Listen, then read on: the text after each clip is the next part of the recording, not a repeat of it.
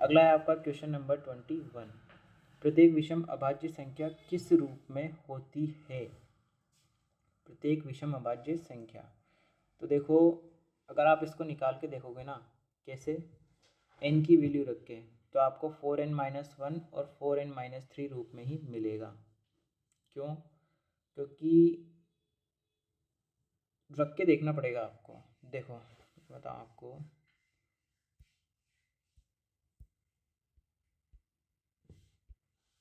चलो,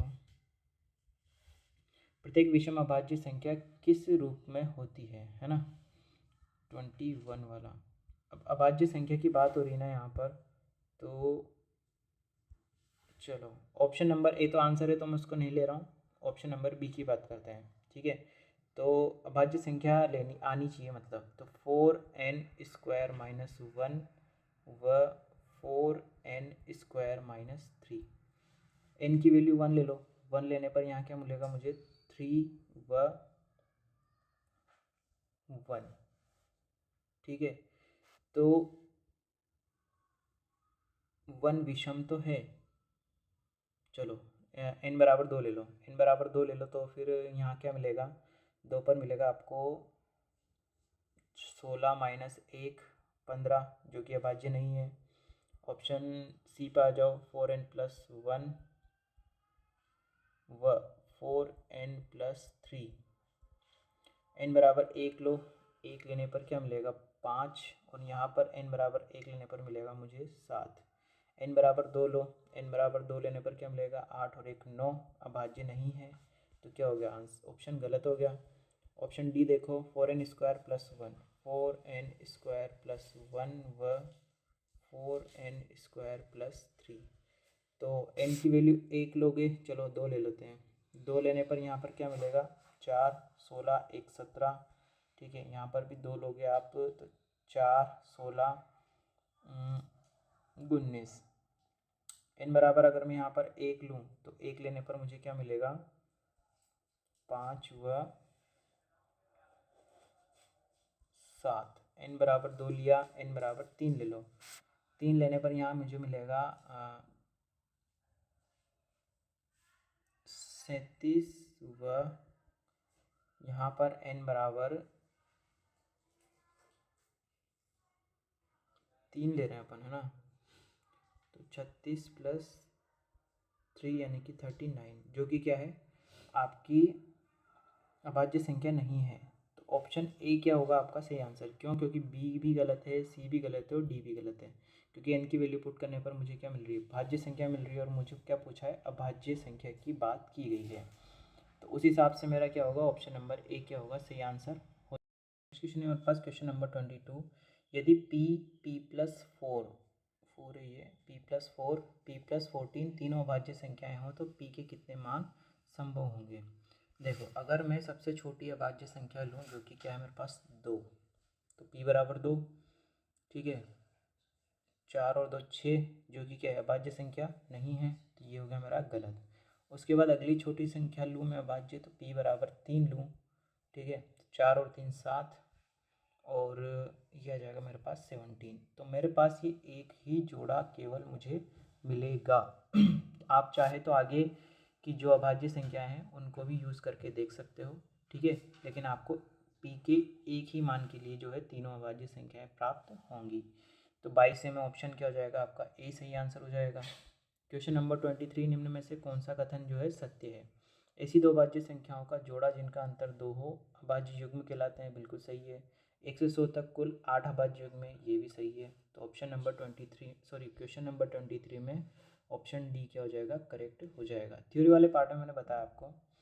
question number 24, सभी n belongs to capital N यानी प्राकृत संख्याओं के लिए 2.7n + 3.5n -5 किससे अभाज्य होगा।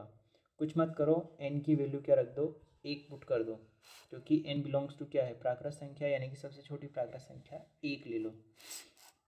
1 रखने पर यहाँ क्या मिलेगा मुझे 14 प्लस 1 रखूँगा तो 15 और -5, यह आ जाएगा मेरे पास 29 - 5, जो कि आएगा 24।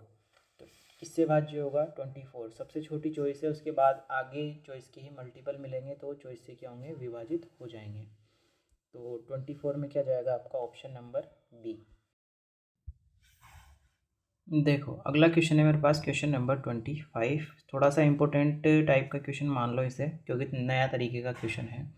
7 अंकों की एक संख्या दे रखी है 6x1698y, यह 72 से क्या है पूर्णतः विभाजित है, तो 5x - y का मान मुझे ज्ञात करना है। देखो इस क्वेश्चन को करने का तरीका है, क्या तरीका है देखना, इसको स्लाइड को थोड़ा ऊपर ले लो। देखो ध्यान से कि 7 अंकों की संख्या दे रखी है मुझे 681698y। अब ये किससे विभाजित है आपकी 72 से विभाजित होने के लिए ये किससे 8 से भी विभाजित होनी चाहिए और 9 से भी विभाजित होनी, दोनों से क्या होनी चाहिए विभाजित होनी चाहिए। तो 8 से विभाजित होने के लिए क्या होगा आपका अंतिम के जो 3 अंक हैं वो 8 से क्या होने चाहिए विभाजित होने चाहिए। तो उसके लिए मैंने क्या किया 98y को 8 से भाग लगाया, भाग लगाने पर शेषफल क्या मिला मुझे 2y। अब 2y में 8 का भाग कब जाएगा जब y की वैल्यू क्या हो 4, तो यानी कि y की वैल्यू क्या होनी चाहिए मेरे पास 4 होनी चाहिए। 9 से विभाजितता के नियम क्या है कि अंकों का योग क्या हो 9 से विभाजित हो, तो सभी अंकों का योग किया मैंने 6 + x + 1 + 6 + 9 + 8 + y, 30 + x + y मिला मुझे, y की वैल्यू मैंने 4 पुट कर दी, 30 + 4 + x मिला 34 + x। अब ये 34 + x 9 से विभाजित कब होगा जब x की वैल्यू क्या होगी 2 होगी, तो x की वैल्यू मिल गई और y की वैल्यू मिल गई, तो मुझे 5x - y में पुट की जो कि मिला मुझे यहाँ पर फाइनल आंसर 6, तो 6 क्या होगा मेरा फाइनल आंसर हो जाएगा। ठीक है, तो ये थोड़ा अच्छा क्वेश्चन था, इस तरह के क्वेश्चन आपके सीटेट के एग्ज़ाम में भी पूछे जाते हैं। ठीक है ना, तो क्वेश्चन नंबर 25 में 6 यानी कि ऑप्शन नंबर ए क्या होगा आपका करेक्ट आंसर हो जाएगा। अगला क्वेश्चन देखो क्वेश्चन नंबर 26, क्वेश्चन नंबर 26 में दिया है कि यदि x + y = 11 हो तो -1 की पावर x और -1 की पावर y के बराबर होगी। ठीक है, जहाँ x और y क्या है पूर्ण संख्याएं होंगी। देखो अब यहाँ पर x और y x + y की वैल्यू क्या दे रखी है 11 दे रखी है, जो कि क्या है एक विषम संख्या है, यानी कि x में क्या है या x और y में से एक संख्या तो सम है और एक संख्या विषम होगी। जैसे 11 को मैं लिख सकता हूँ 1 + 10, तो 1 क्या है विषम और 10 क्या है सम। 11 को और क्या लिख सकता हूँ मैं 9 + 2, तो 9 क्या है विषम और 2 क्या है सम। तो एक सम संख्या से तो -1 का क्या हो जाएगा 1 और विषम वाली से -1 का क्या रहेगा -1, दोनों को जोड़ने पर क्या मिलेगा 0, तो ऑप्शन ए क्या होगा मेरा करेक्ट आंसर हो जाएगा। तो 26 में क्या होगा ए ऑप्शन सही होगा। चलो अगला क्वेश्चन है मेरे पास क्वेश्चन नंबर 27, इसमें मुझे इकाई का अंक निकालना है 1373 की पावर 36 और 1442 की पावर 20 का इकाई का अंक। ये भी अच्छा क्वेश्चन है इकाई के अंक वाला, सेकंड ग्रेड में पूछे जाते हैं ऐसे क्वेश्चन। तो सॉल्यूशन देखो इसका 27 का, यहाँ पर 1373 की पावर 36 है और 1442 की पावर 20 है। 1373 की पावर 36 में 36/4 करेंगे सबसे पहले, जो घात है ना उसमें 4 का भाग लगाएंगे, क्या मिला मुझे 9 मिला, भाग पूरी बार गया शेषफल 0 आया, यानी कि मुझे जो इकाई का अंक 3 है उस पर घात कितनी लगानी होगी 4 लगानी होगी, जो शेषफल बचता वो घात लगाता है या तो फिर में, तो 3 की पावर 4 क्या होगा 81, जिसमें इकाई का अंक क्या आ जाएगा मेरा 1 आ जाएगा। उसी प्रकार 1442 की पावर कितनी है 20, 20 में 4 का भाग पूरी बार शेषफल 0, यानी कि इसका जो इकाई का अंक है 2, उस पर घात कितनी लगाऊंगा मैं 4, इससे क्या मिलेगा मुझे 16, 16 में इकाई का अंक क्या आ गया 6, तो दोनों का अंतर था, तो दोनों के अंतर में इकाई का अंक क्या आ जाएगा, इसमें इकाई का अंक क्या है 1 और इसमें इकाई का अंक क्या है मेरे पास 6, तो 1 - 6 = -5। जब भी माइनस की संख्या आएगी तो उसको किस में से घटाएंगे 10 में से, तो 10 में से 5 गए तो मिला मुझे 5, तो इकाई का अंक क्या प्राप्त होगा मुझे यहाँ पर 5 प्राप्त होगा, तो ऑप्शन नंबर सी क्या होगा करेक्ट आंसर हो जाएगा। ठीक है, क्वेश्चन नंबर 28 देखो 28 में दिया है कि 5 की पावर 7, 6 की पावर 8, 7 की पावर 9, 8 की पावर 12 के अभाज्य गुणनखंडों की संख्या कितनी होगी। तो इस क्वेश्चन को सोल्व करने के लिए क्या करना पड़ेगा आपको, इसको थोड़ा सिंप्लीफाई करना पड़ेगा।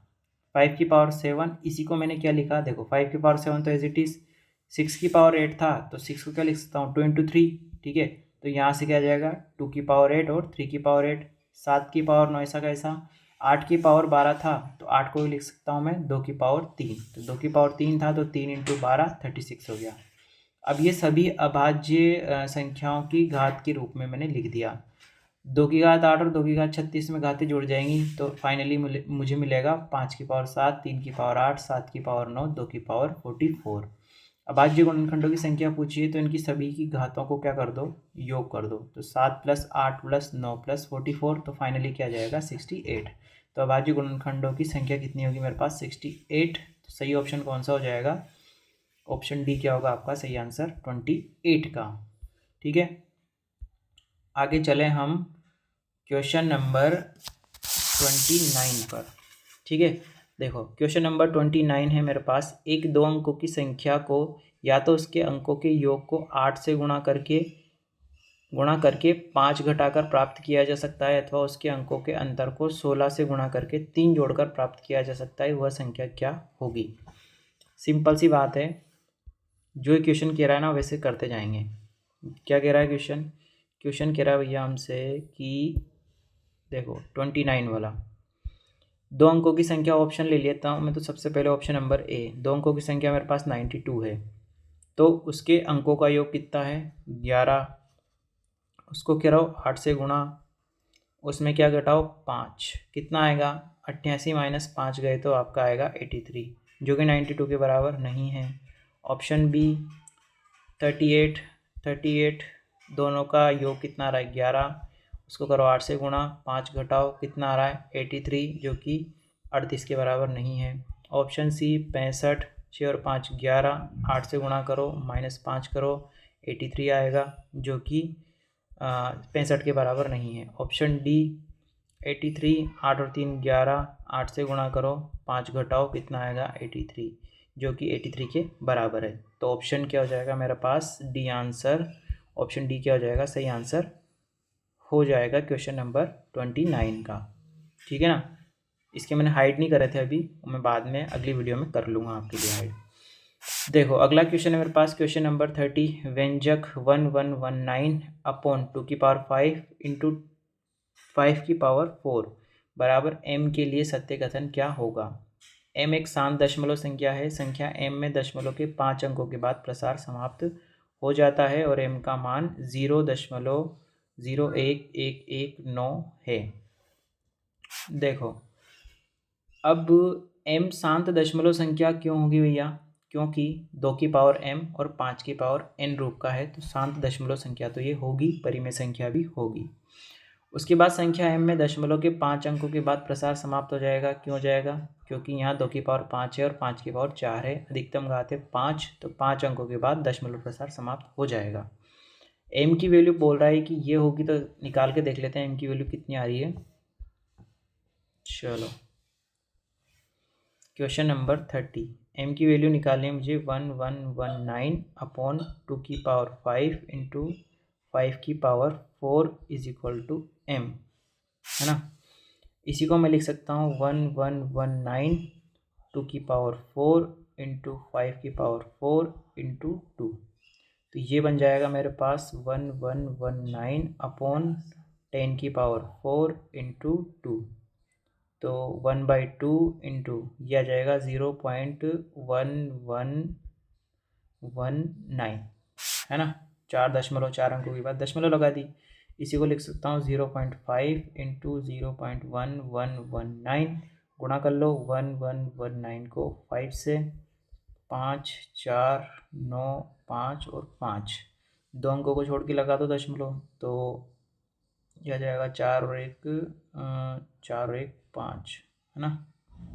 तो 0.5595 यह आएगा।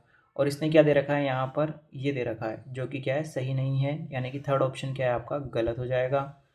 तो उस हिसाब से फर्स्ट और सेकंड क्या होंगे आपके सही आंसर। तो कथन 1 और 2 क्या होगा आपका सही आंसर होगा क्वेश्चन नंबर 30 के लिए। आज के लिए मैं 30 क्वेश्चन पे रोक रहा हूँ, वीडियो ज़्यादा लंबी हो जाएगी, है ना।